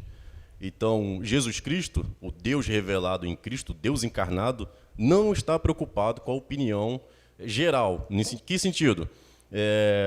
Os governantes, o Estado tem um papel de cuidar da sociedade, de garantir políticas públicas, saneamento básico, segurança, qualidade de vida, bem-estar, né? Políticas de bem-estar também. Mas ele é composto por pessoas. Políticos são pessoas que vieram da sociedade, não são pessoas que vieram de outro planeta, são seres humanos. Política é o reflexo de pessoas como nós. Em que sentido? Pessoas que se candidataram, foram eleitos e estão lá de forma representativa, representando a sociedade. Em certo grau, maior ou menor, é democrático. São pessoas com agendas diferentes, com ideologias diferentes, com pensamentos diferentes, garantindo a representatividade da sociedade civil. Jesus Cristo não está nem um pouco preocupado com a opinião dessas pessoas e com a ideologia dessas pessoas. Jesus Cristo está preocupado em promover o reino de Deus, a justiça do reino de Deus e a sua própria, digamos assim, não seria a palavra mais adequada, mas a sua ideologia, a ideologia do reino, que é uma ideologia pautada no amor. A Igreja e o Estado não é muito bom que se pense em uma aproximação no sentido de que chegue próximo da Igreja constitucional, como foi antigamente. Porém, deve haver uma aproximação da Igreja com o Estado, porque a Igreja, como eu falei anteriormente, é feita de pessoas de carne e osso, de um contexto social, e que sabem a realidade na qual estão inseridos, na cultura que estão inseridos, os problemas e as demandas que o seu bairro precisa, que a sua cidade precisa. Só a gente sabe que o nosso bairro precisa, porque nós somos moradores daqui. E, enquanto igreja, fazendo parte do corpo místico de Jesus Cristo, nós precisamos pensar não só no bem comum da nossa comunidade igreja, mas também na nossa comunidade local, porque estamos preocupados com as pessoas que também não são cristãs. Uma medida muito boa também é lembrar da aproximação de John Wesley e Charles Wesley, no seu tempo, no século XVIII, com os parlamentares, para que eles pudessem promover justiça social. Pega, por exemplo, a causa dos pobres. Eles tinham uma atividade muito alta em favor dos pobres. Estavam presentes na vida dos pobres, caminhavam junto com os pobres. Não era uma ideologia, uma militância de longe. Não tinha rede social na época, mas não era uma militância de rede social. Eles estavam presentes ali. Ao passo que Helmut Renders, da Universidade Metodista de São Paulo, diz que Wesley pegava doenças, que ele pegou dos pobres, porque ele estava ali, andando com os pobres. Então, independentemente de só cobrar os parlamentares, ele também estava vivendo aquela situação. A escravidão. Eles também lutaram contra a escravidão. Para quem não sabe, John Wesley participou ativamente da abolição da escravidão na Inglaterra. Não só impedindo que houvesse tráfico de escravos, mas também ativamente que fosse derrubada a escravidão no país. Eles se aproximavam de parlamentares para tentar pressionar eles para que eles pudessem promover essas mudanças. Nesse sentido, a aproximação que a igreja hoje na sociedade pode ter com o Estado é justamente essa: saber em quem você votou, pressioná-lo, cobrá-lo, estar presente ali, cobrando medidas que possam garantir o bem-estar da sociedade geral, às vezes não só do nosso bairro, contra a intolerância, contra o preconceito, contra a discriminação, contra a pobreza, contra a miséria, que ainda é muito forte no nosso país. Então, como sujeitos participantes, devemos cobrar esses sujeitos. E lembrar que igreja não é aparato do Estado. O Estado não é misturado com a igreja. Então, a igreja não pode ser utilizada pelo Estado, como muitos fazem, para poder promover lá o que eles bem entendem, garantindo ali os seus votos através dessa grande maioria que o Léo falou bem aqui. Então, a igreja não pode ser usada como aparato do Estado. Ela é um aparato do reino de Deus. Ela está a serviço do reino de Deus e, consequentemente, a serviço do próximo, a serviço do mundo, do planeta. Gabriel? Não? Leonardo? 1 a 2 minutos. Perfeito. Por eu ser metodista, eu sou totalmente defensor da separação da igreja e do Estado. Fomos nós, né, ainda lá em águas anglicanas, como Paulo falou, o parlamento e a ligação de parlamento com os irmãos Wesley, porque em 1688 aconteceu na Inglaterra a Revolução Gloriosa. O que consistiu a Revolução Gloriosa? E desde então a Inglaterra tem um sistema de governo que é o parlamentarismo, ao contrário do Brasil, que tem o presidencialismo. Ou seja, com a Revolução Gloriosa, o monarca da Inglaterra, o rei da Inglaterra, perdeu o domínio sobre o poder executivo e sobre a administração do país. Quem governa o Reino Unido ou a Inglaterra não é a Rainha Elizabeth II, ela só é chefe de Estado. Quem governa é o Boris Johnson, o primeiro-ministro. E é interessante, porque a Rainha da Inglaterra também é chefe da igreja anglicana.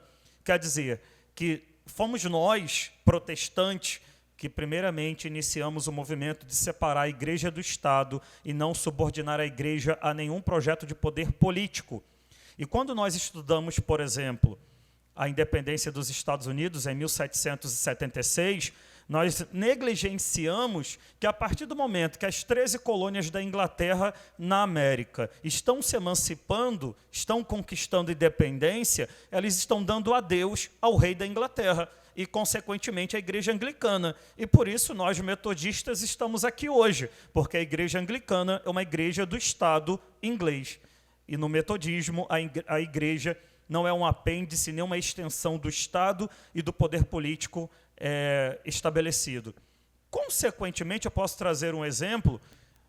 O Papa ele não é somente um chefe político, né? Ele é também um chefe religioso. Ele não é somente um chefe religioso, ele é um chefe político. Na década de 20, há quase 100 anos atrás, Mussolini, que era o líder fascista da Itália, a palavra fascista está tão em moda no Brasil, foi através do Tratado de São João Latrão que o líder fascista Mussolini reconheceu a soberania do Papa sobre os seus territórios. Então, o Papa ele não é somente um líder religioso, ele é um chefe de Estado como o Bolsonaro ou como o Biden. Ele tem um país para ele que é o Vaticano. O Vaticano tem território, o Vaticano tem moeda e tem um exército, que é o exército da Suíça, que está à disposição do Vaticano. Já que estamos tratando de reforma e somos metodistas, por sermos metodistas, temos que liderar a independência da igreja diante do Estado. O Brasil, até 15 de novembro de 1889, tinha uma religião oficial, o catolicismo. Mas quando eu vou a Petrópolis, na Avenida Ipiranga, eu tenho a Igreja Luterana, que surgiu 20 anos antes do Brasil deixar de ter uma religião oficial. Nós, metodistas, chegamos no Brasil em 1837, ou seja, o metodismo no Brasil começou em um estado religioso católico. E é por isso que a Cynthia Kinder, a esposa do Daniel Kinder, um dos primeiros pastores metodistas no Brasil, morre no campo missionário e ela foi enterrada no cemitério dos ingleses. Você sai da Central do Brasil, à esquerda tem um cemitério dos ingleses, porque antes você só era enterrado em cemitérios católicos se você fosse católico. Olha que interessante, por que é tão importante a separação da igreja e do Estado e não subordinar a nossa pregação a nenhuma autoridade política constituída. Porque você tem que ser profeta de falar para o governante que ele está em pecado, que ele é impiedoso e que ele é antibíblico. Trazer um político à igreja só porque ele diz que é crente não quer dizer nada. Eu quero ver se a vida dele está compatível com Gálatas capítulo 5, se ele tem frutos do Espírito, ou ele só usa jargão gospel.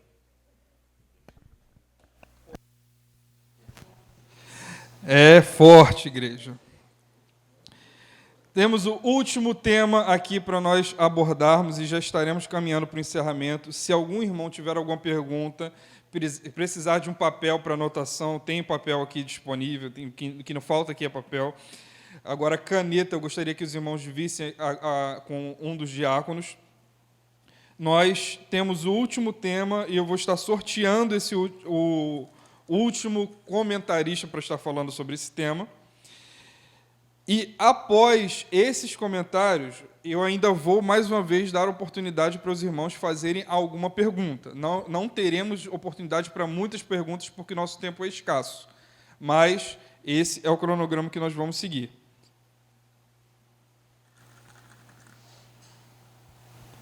Próximo comentário com Gabriel. Deuteronômio capítulo 5, versículo 6, 7 e 8, e 9 também. Eu sou o Senhor, seu Deus, que o tirei da terra do Egito, da casa da servidão. Não tenha outros deuses diante de mim. Não faça para você imagem de escultura, nem semelhança alguma do que há em cima do céu, debaixo da terra, nem nas águas debaixo da terra. Não adore essas coisas, nem preste culto a elas, porque eu, o Senhor, seu Deus, sou Deus zeloso, que visito a iniquidade dos pais e dos filhos até a 3ª e 4ª geração daqueles que me odeiam. Versículo 10. Mas faço misericórdia até 1000 gerações daqueles que me amam e guardam os meus mandamentos. O tema é idolatria. E, apesar de, quando se fala sobre reforma protestante, esse tema não ser tão comentado, tão falado, apesar de ele fazer parte de todo aquele escopo de mudanças da Igreja Católica Apostólica Romana para a Igreja Protestante, aqui no Brasil se fala muito, se aborda muito a questão da idolatria quando vai se evangelizar alguém de outra religião, que não se precisa ter ídolos, imagens, que isso é errado, que não se deve se dobrar diante delas.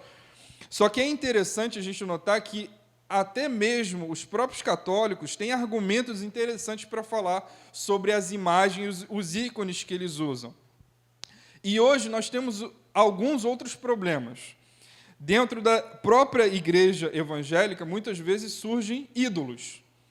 E muitas vezes a idolatria não é em cima só de uma imagem de escultura, não é em cima só de um ícone, não é em cima só de uma figura estampada, mas às vezes é em cima de algum tipo de cantor, de algum tipo de artista, de algum tipo de figura política que é seguida cegamente por aqueles que o propagam, aqueles que o defendem.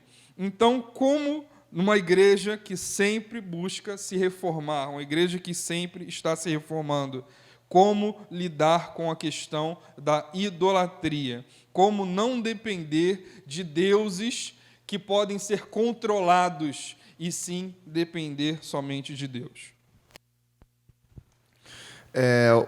Acho que o primeiro ponto é não idolatrando figuras carismáticas, líderes espirituais que se denominam como porta-voz de Deus, ou como uma voz evangélica de todo mundo, um representante evangélico, pelo qual muitas vezes não elegemos. Acho que essa é uma maneira comum de nos portarmos.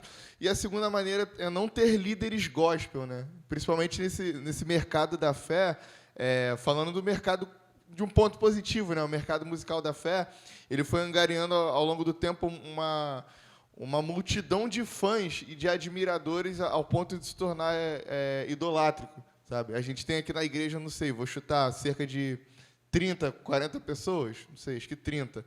Mas se a gente anunciasse hoje que talvez o Fernandinho ia cantar aqui, ou, sei lá, Aline Barros, o bairro todo viria. E não só de admiradores do trabalho deles, mas outros cristãos faltariam ao compromisso de suas igrejas locais para estarem aqui ouvindo.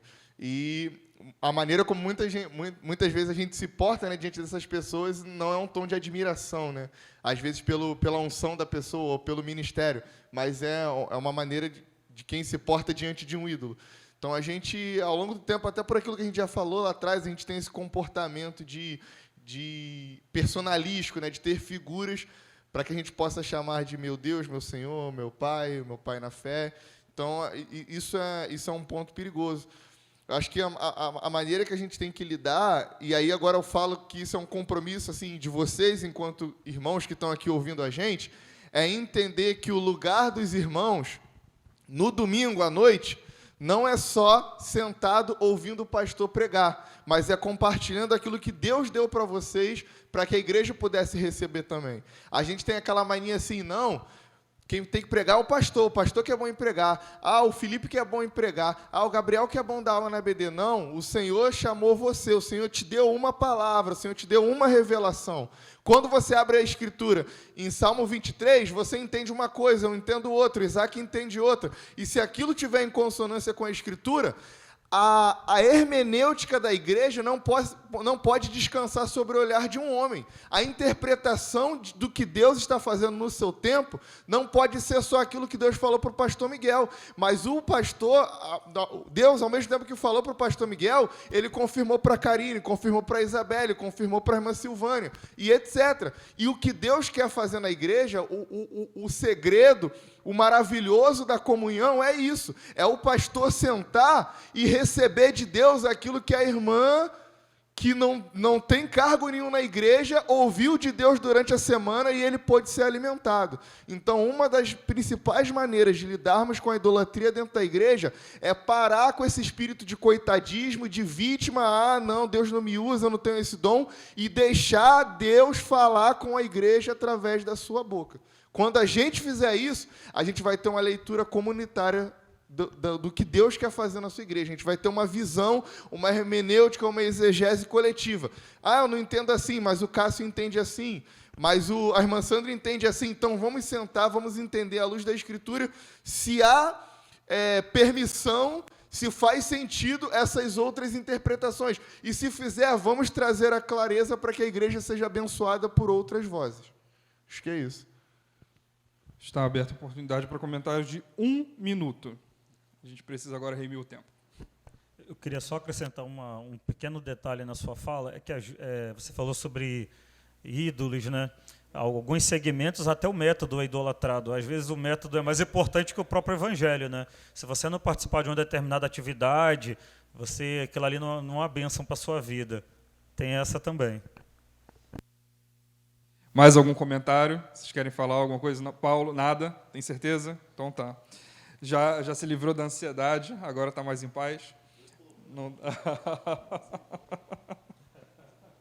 Tá certo. Meus irmãos, está aberta a oportunidade para perguntas. Quem tiver alguma pergunta para fazer, levante a mão, nós estaremos ouvindo sua pergunta. Pastor Miguel, Cássio, mais alguém?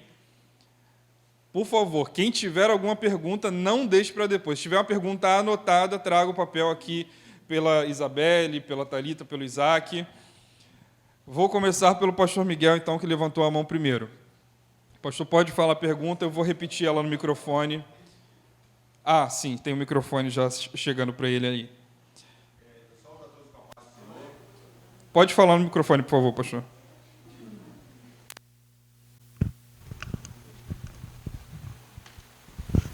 Saúdo a todos com a paz do Senhor, né? Os irmãos, é muito bom tê-los aqui conosco, né? Cooperando.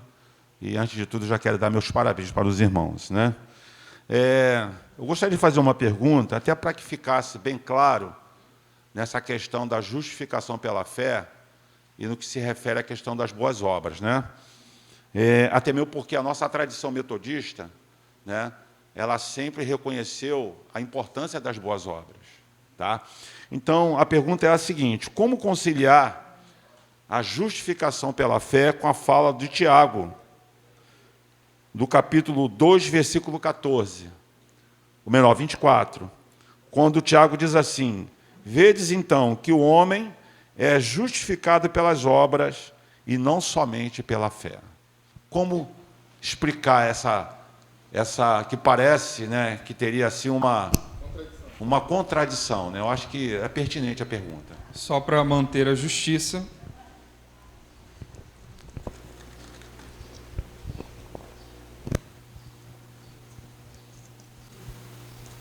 Pode começar, Paulo.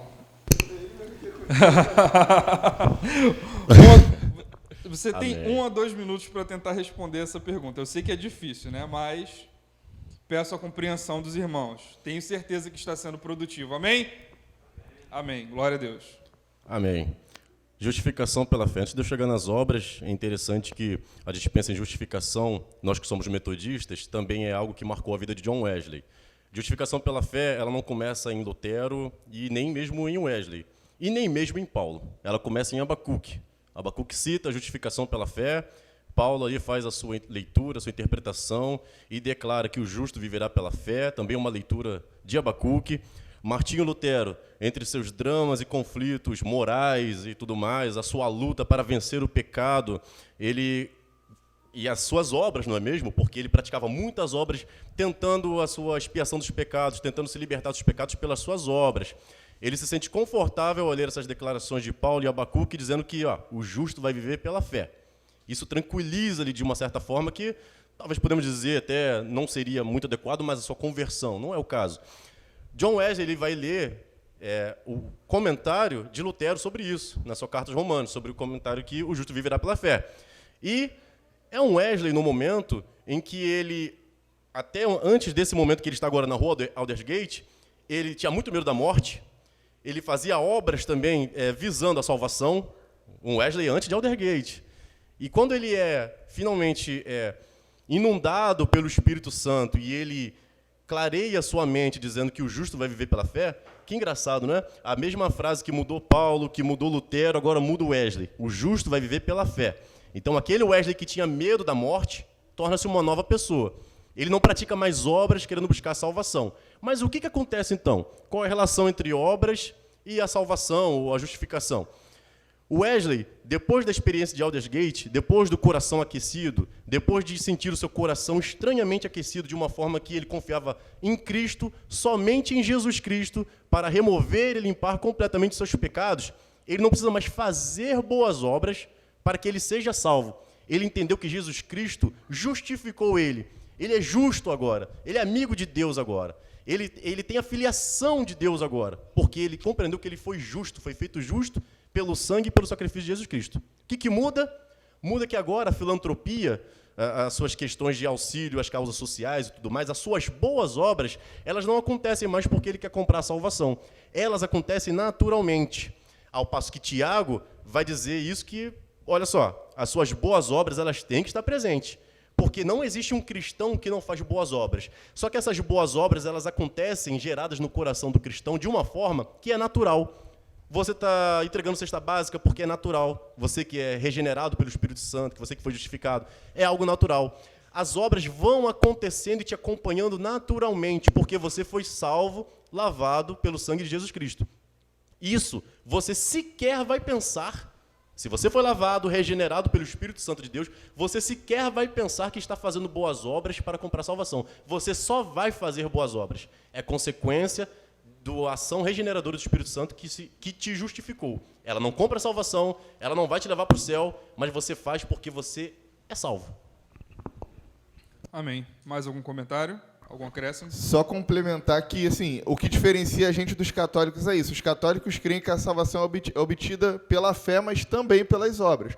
Nós não cremos assim. Nós cremos que fazemos boas obras porque somos salvos. Qualquer boa obra que fizemos ou que possamos fazer, como a Escritura diz, é preparada de antemão por Deus, que nos capacita a fazer essas boas obras. E as boas obras se tornam uma matéria tão importante dentro da fé cristã, que a palavra de Deus fala que os salvos serão julgados naquele grande dia pelas suas obras. Nós apresentaremos diante de Deus as nossas obras e seremos julgados.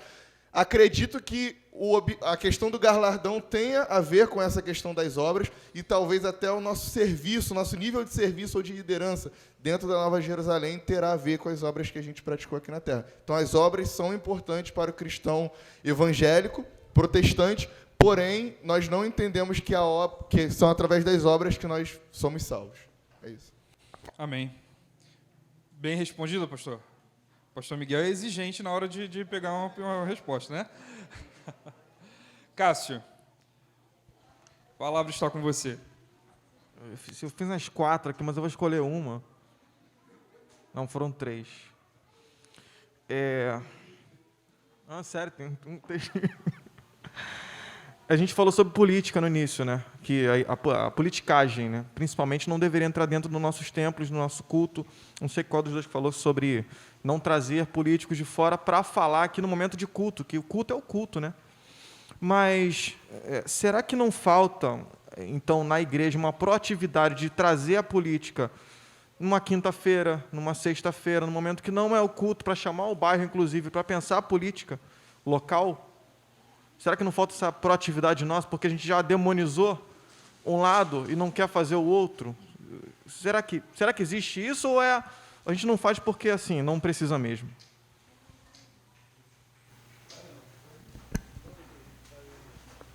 Bom, no sorteio saiu o Gabriel, mas fiquem à vontade. Eu acho a sua pergunta muito oportuna, muito interessante. E com o tempo que eu tenho de caminhada, assim, e partindo para a minha área profissional, né, e quando você começa a estudar a história do metodismo, a política é muito mais do que esse rótulo que nós temos aí, com uma visão estigmatizada, uma visão negativa no cotidiano, né? Agora, a política ela é uma ciência. Ela é uma ciência que tem mais de 25 séculos de tradição, enquanto, por exemplo, o cristianismo tem 20, 21 séculos. 500 anos antes de Cristo, Platão já estava fundando a ciência política lá na Grécia. E antes de Lutero realizar em 1513 a Reforma Protestante, cerca de 10 anos antes, o Nicolau Maquiavel estava sendo o pai da ciência política moderna. E assim, como cristão, eu não tenho nenhum problema com a política ou com a ciência política.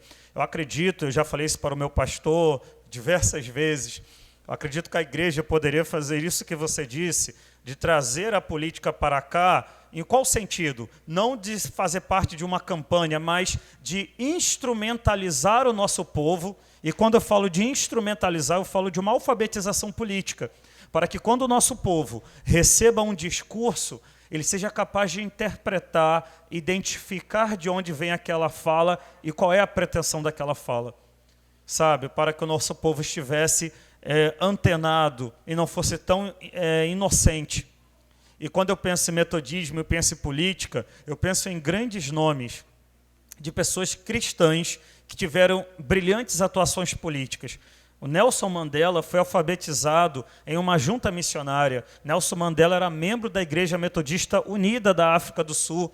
Ellen Johnson, que foi presidente da Libéria. Kofi Annan, em Gana, também um metodista. E até o João Cândido, né, que era daqui de Belfor Roxo e que liderou a revolta da Chibata, que 20 anos depois de abolir a escravidão no Brasil, a Marinha do Brasil ainda aplicava chibatadas nos seus marinheiros. E foi um irmão nosso, metodista, João Cândido, que liderou, e desde então, nas Forças Armadas brasileiras, não é uma política de Estado praticar castigos corporais contra a tropa. Então, quanto metodista, eu fico muito em paz com isso. E eu acredito que a nossa igreja poderia, dentro de um médio ou longo prazo, uma secretaria de educação, né, criar sim um projeto de alfabetização política da nossa população. A população brasileira, se a gente estudar, poucos sabem como funciona a estrutura do Estado brasileiro, que nós temos 3 poderes, em várias instâncias e níveis, e como que o poder funciona. Olha que interessante, eu não pedi à igreja para apoiar o candidato Isaac, eu dei à igreja instrumento para interpretar o comportamento do Isaac, ou do Leonardo, do Felipe, e aí sim, cada irmão ter o direito de se posicionar como a lei permite. Eu acho muito válido isso. Amém. Alguém quer fazer mais algum comentário? Não. Um minuto. Tá, um comentário final sobre isso. Ouvir a cidade é perigoso. Tá? Olha o que acontece em Éfeso quando as prostitutas cultuais da deusa Artemis entram na igreja e bagunçam o culto da maneira que bagunçam. Porém, é importante, mas na medida certa. Uma igreja, para chegar ao ponto de ouvir a cidade, precisa ser uma igreja fundamentada no Evangelho. Senão as vozes se confundem. Mas é um ponto importante porque aqui na igreja a gente ajuda muitas famílias carentes. Acho que durante a semana, ou nos próximos dias, vai ter também, junto com uma parceria com a prefeitura, acho que um ônibus próximo aqui que vai fazer uma série de serviços sociais. Só que aí a gente, por exemplo, abastece 20 famílias carentes e talvez, se ouvíssemos a cidade, entenderíamos que dentro das 20, 17 tem, por exemplo, homens viciados em álcool. E aí, por conta do problema com álcool, o dinheiro do salário não chega dentro de casa para cobrir a sua família. Esse é o tipo de diagnóstico que a gente só faz quando a gente ouve a cidade. A gente precisa, sim, fazer, mas precisa estar fundamentado no Evangelho para que as vozes não se confundam. Amém. Glórias a Deus. Irmãos, estamos caminhando agora para o encerramento.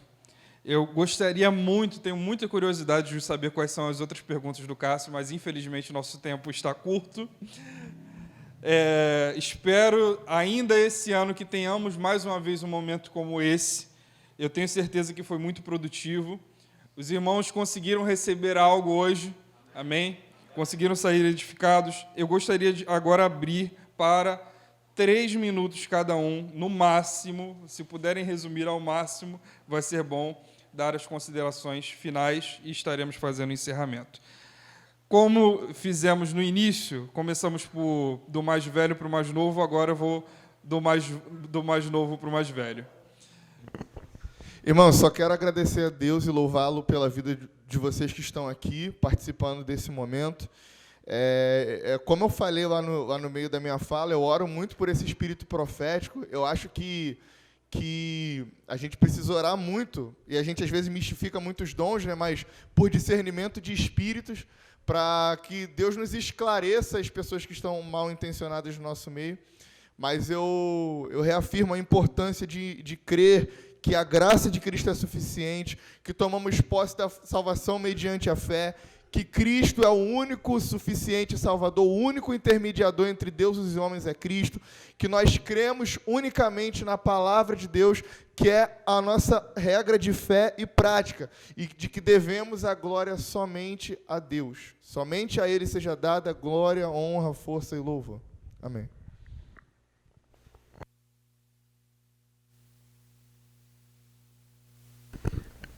Eu quero desde já agradecer o convite, deixar aqui um abraço do pastor Ricardo, da Igreja Metodista Wesleyana de Piabetá. Saio daqui muito abençoado e eu posso dizer que eu aprendi muito aqui nessa manhã. Eu acredito que até esse momento que nós estamos tendo aqui é um desdobramento até da última pergunta do irmão ali, Cássio, né? E o que eu posso dizer para a igreja, a mesma coisa que a missionária Kelly nos trouxe quando nós iniciamos lá no Ser Forte há um tempo atrás. Guardar o coração. Ao longo da história, teremos muitos discursos, muitos debates nas nossas trajetórias, mas que nós possamos sempre lembrar das nossas experiências e que Jesus nos chamou e se apresentou para as nossas vidas e que Ele se faz presente nas nossas vidas. Temos história, temos tradição. Eu acredito que a igreja tem instrumentos riquíssimos para essa geração ainda. A nossa reforma não foi no século XVI. No século XXI, a igreja tem muito para trazer de diferencial para a sociedade. Quero agradecer a todos vocês. Muito obrigado por nos receber aqui. Gostei muito da igreja aconchegante. Me lembra muito a minha igreja local. Muito obrigado, tá, gente? E a mensagem que eu deixo para terminar isso é simplesmente abordando tudo que a gente já trabalhou, que a reforma ela prossegue, né? Como nós falamos anteriormente, não é uma reforma, mas são reformas. E nós, que temos essa herança dessa tradição wesleyana, nós temos uma teologia, que é a teologia wesleyana, é uma tradição de uma teologia prática, uma presença pública presente na sociedade, participando, sendo coparticipante, e nós acreditamos na vida antes da morte. Não é mesmo? Nós acreditamos que a salvação não é algo presente somente para o futuro, mas ela é experimentada agora. E como ela é experimentada agora, nós estamos vivos, lutaremos pela dignidade humana, pela pregação do Evangelho de Jesus Cristo e para o bem-estar de toda a comunidade, independente de ser cristão ou não. Eu agradeço a todos vocês. Muito obrigado, meus amigos. Que Deus abençoe a vida de todos.